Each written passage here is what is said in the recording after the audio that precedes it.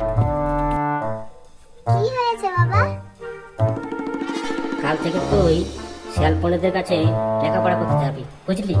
তোকে মানুষের মতো মানুষ হতে হবে। মানুষ? লেখাপড়া করে আবার মানুষ হওয়া যায় নাকি? আমি লেখাপড়া করতে পারবো না, আমি চললাম।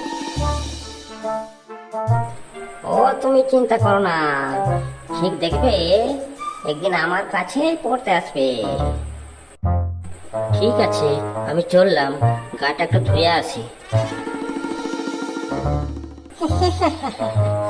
কেন এমন টপ ফেলবো না, দেখবে ঠিক শিকার আমার কাছে ধরা দেবে। কি রে বিল্লু, সকাল হয়ে গেল, পড়তে যাবি না? না, যাবো না। ওই শিয়ালকে আমার ভালো লাগে না। তো রে, দেখ তোর একদিন কি আমার একদিন, দেখলে